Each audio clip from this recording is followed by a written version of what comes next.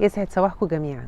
صاحب سؤال النهارده شاب بيقول لي انا طاقتي خلصت، مش قادر اعمل اي حاجه في الدنيا خالص. طاقه الانسان بنتعامل معاها على انها طاقه متجدده ذاتيا وتستحدث من العدم، احنا ملناش دعوه بيها، ملناش يد في ان احنا نشحنها.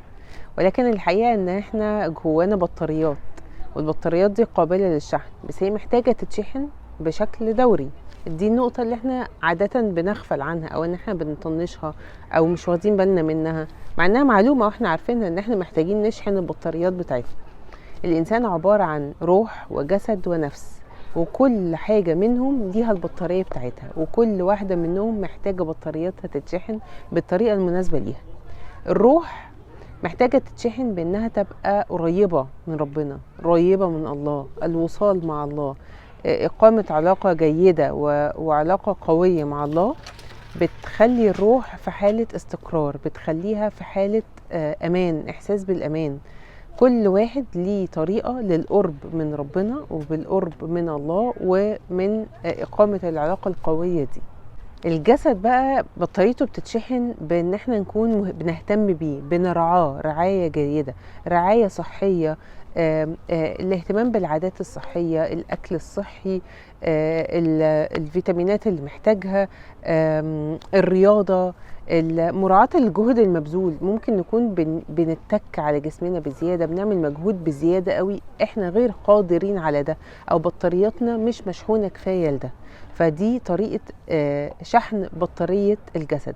أما النفس فهي بطاريتها بتتشحن بالعلاقات الطيبة، بتمارين الامتنان، بتمارين اليوجا، بالوجود وسط طبيعة، بتقوية المناعة النفسية لينا، بالوعي النفسي، بفهم مشاعرنا وأفكارنا، بتنمية الذات.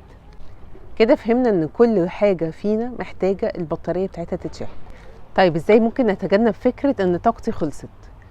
خلينا نشبهها شويه مثلا بطاريه الموبايل لما بتبقى الباتري لو بيديكي اول نوتيفيكيشن او بيديك اول الارم يقولك ان البطاريه بتخلص، او البطاريه دلوقتي شحنها قليل. احنا عاده بنطنش الالارم ده، احنا جسمنا بيدينا اشاره ان البطاريه بدات تقل، فخلي بالك انت محتاج تشحن.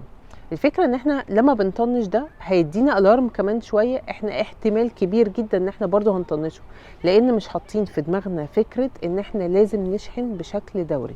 طيب ونيجي فجأة نلاقي باتري از امتي، خلصت الطاقة، خلصت. شحن الطاقة للإنسان ممكن نشبهها بحاجة من الاتنين.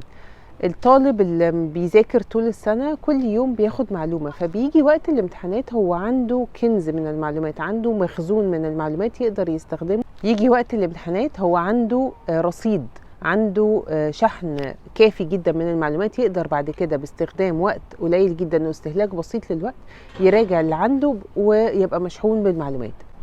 حد تاني بيستنفذ وقت طول السنة ويجي ليالي الامتحان عايز يشحن طاقة بسرعة جدا جدا لأنه محتاجها دلوقتي ضروري. فنيجي وقت الامرجنسي احنا عندنا طاقة كبيرة جدا محتاجينها في وقت قليل قوي ومش عارفين نجيبها ازاي. فالعقل بيقول ايه؟ يقول ان الشحن بطاريات الجسد والروح والنفس محتاج يكون بشكل يومي، بشكل دوري، نكون مركزين، عندنا الوعي ان احنا جوانا بطاريات، وعندنا الوعي ان البطاريات دي محتاجة تتشحن، وعارفين شحنها ازاي. كل انسان وليه طرق مختلفة في شحن بطاريات نفسه. محتاجين ان احنا نكون عارفين بطارياتنا بتتشحن ازاي، ونكون بنرعاها ومهتمين بمدة الشحن بتاعتها اللي احنا محتاجينها.